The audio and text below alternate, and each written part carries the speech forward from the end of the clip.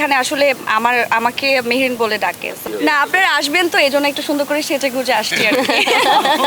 আমি যদি কোনোদিন মিডিয়াতে নাও থাকি, মানে আমি যদি এখনো চিন্তা করি যে আমি আর কখনো কাজ করব না, আমি তো চোখ বন্ধ করে কাজটি করেছি তাকে বিশ্বাস করে, কারণ এত দারুণ একটা চরিত্রে সে আমাকে ভেবেছে, আমার উপর ওই ভরসাটা রেখেছে এবং আমি চেষ্টা করেছি আমার জায়গা থেকে ভালো করার, এবং পুরোটাই ছিল টিম ওয়ার্ক। প্রত্যেকটা চরিত্র মানুষ মনে রাখবে অনেক দিন মনে রাখবে। এবং আমি সবসময় একটা কথা বলেছি সব জায়গাতেই, যে আমি এমন একটা কাজই করতে চাই যে কাজটা আমাকে মানুষের মাঝে অনেক দিন বাঁচিয়ে রাখবে। আমি যদি কোনোদিন মিডিয়াতে নাও থাকি, মানে আমি যদি এখনও চিন্তা করি যে আমি আর কখনো কাজ করব না, বাট আমার আফসোস থাকবে না যে আমি ভালো কিছু করতে পারিনি, কারণ এই কাজটি আমাকে আসলেই ওই জায়গাতে নিয়ে গেছে। এবং একটা জিনিস খুবই ভালো লাগে যে কেয়া পায়েলের বাইরে মানুষ আমাকে মেহেরিন বলে ডাকে।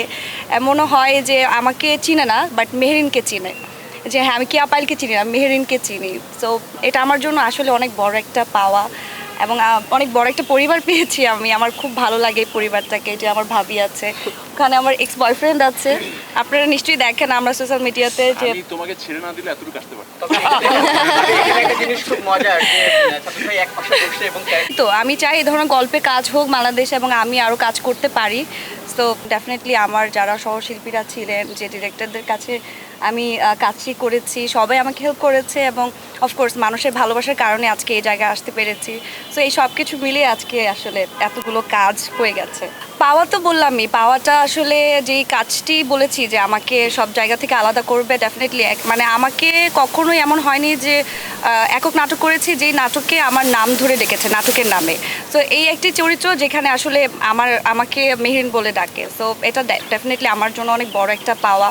আর আসলে নতুন করে বলার কিছু নেই, কারণ প্রত্যেকটি পর্বে যেভাবে আমরা সাড়া পাই এবং যেভাবে মানুষ আমাদের প্রত্যেকটা পর্বের জন্য ওয়েট করে থাকে, সো এটা মানুষই বুঝতে পারে যে অ্যাকচুয়ালি এটা কতটা ভালো যাচ্ছে। সো বলে বোঝাতে পারবো না এটার অনুভূতিটা। না, আপনারা আসবেন তো এই জন্য একটু সুন্দর করে সেজে গুজে আসছি আর কি। পয়লা বৈশাখ ভালো গেছে, যদিও শুটিং করেছি, চেষ্টা করেছি ফ্যামিলির সাথে থাকার। একটু পান্তেলিশ খেয়েছি, আমার আসলে পান্তেলিশ খুব ভালো লাগে, অনেকদিন পরে খেলাম।